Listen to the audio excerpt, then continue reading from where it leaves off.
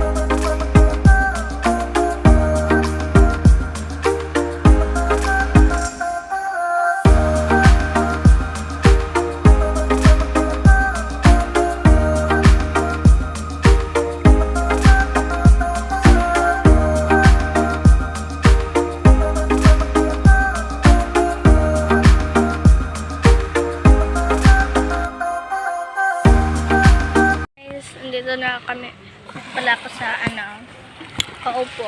Ayan. Nakaupo, so hindi pa ako naliligo kasi mabuti naman maligo kasi hindi mainit.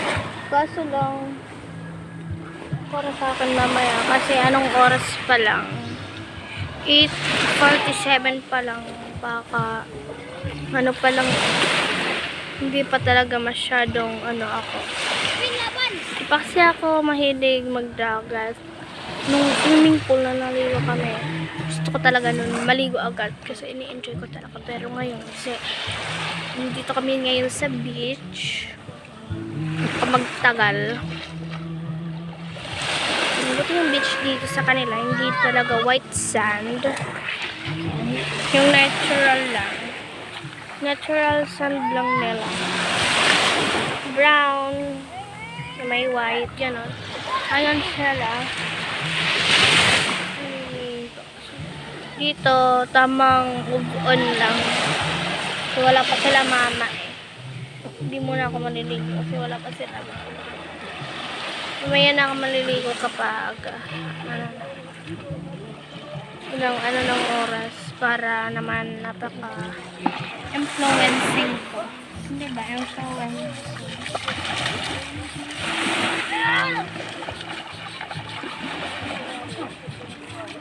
Yan, nagagawa ko ng balon. So, magagawa muna ka dito nung kaya kung nakagawa na ako. Okay, bye!